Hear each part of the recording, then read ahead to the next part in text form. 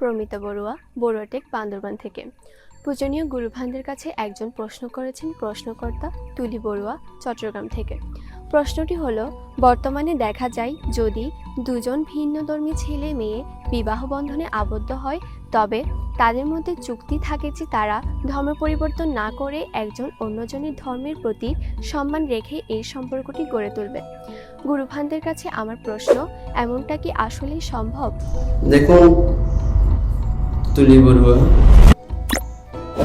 আমরা যেই দেশে বসবাস করছি,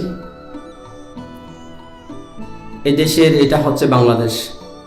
তো এখানে সংখ্যা গরিষ্ঠ হচ্ছে মুসলিম। তো কখন কোনটা কোন জায়গায় হবে সেটা অনেক সময় দেশের উপরও নির্ভর করে, পরিবেশের উপর নির্ভর করে, ভৌগোলিক অবস্থার উপর নির্ভর করে, কেবল দুজনের চুক্তির উপর অনেক কিছু নির্ভর করে না। সেটা যদি আপনি ইউরোপ মহাদেশে হতো তাহলে অসুবিধা হতো না, সেটা যদি ভারতে হতো অসুবিধা হতো না। তো ভারতে হলেও কিছু কিছু ক্ষেত্রে অসুবিধা আছে যদি এই সম্পর্কটা মুসলিমের সাথে হয়। এটা হয়তো আপনি অন্যান্য দেশে হলে কোনো একজন বৌদ্ধ অথবা কোনো একজন হিন্দু, তাদের সাথে হয়তো সমস্যা আসবে না। কিন্তু যদি খ্রিস্টান এবং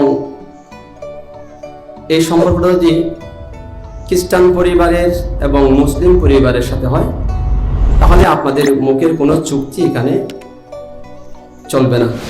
যেমন ধরুন, খ্রিস্টান ধর্মে হলেও আপনাকে নাম পরিবর্তন করতে হবে, আপনি যে ধর্মে মানুষ হয়েছেন সেই ধর্ম পরিবর্তন করতে হবে, যেই নামে এত বছর ছিলেন সেই নাম পরিবর্তন করতে হবে খ্রিস্টান ধর্মে হলেও। তো ইসলাম ধর্মে আমি আপনাকে একটা রেফারেন্স দিচ্ছি, ইসলাম ধর্মে হলে এটা কীরকম হতে পারে। এখানে দেখুন, পবিত্র আল কোরআনে সূরা নম্বর 2, সূরার নাম হচ্ছে সূরা আল বাকারা। তো সেখানে উল্লেখ আছে যে মুশরিক নারীরা ঈমান না আনা পর্যন্ত তোমরা তাদেরকে বিবাহ করো না। অর্থাৎ লা ইলাহা ইল্লাল্লাহু মুহাম্মাদুর রাসূলুল্লাহ, তার অর্থ হচ্ছে আল্লাহই একমাত্র উপাস্য এবং মুহাম্মদ আল্লাহর রাসূল। ঠিক একই কথা পুরুষদের ক্ষেত্রেও প্রযোজ্য। যেমন সেখানে বলা হচ্ছে, ঈমান না আনা পর্যন্ত মুশরিক পুরুষদের সাথে তোমাদের কন্যাদের বিবাহ দিও না। এটা কোরআনে এরকম উল্লেখ আছে। অর্থাৎ মুশরিক হচ্ছে ভিন্ন ধর্মাবলম্বী, যারা ইসলাম ধর্মের মানুষ নয়।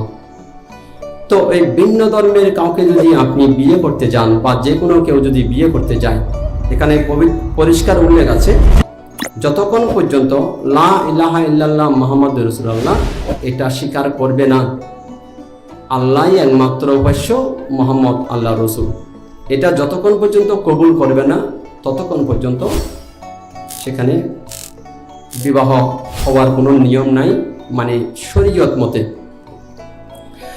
তো এই কারণে এখানে মৌখিক কোনো চুক্তি এখানে গুরুত্ব পাবে না, এখানে শরীয়ত মতে হতে হবে। তারপর সংসার রচনা করা যাবে, তারপর বিবাহ বন্ধনে আবদ্ধ হওয়া যাবে।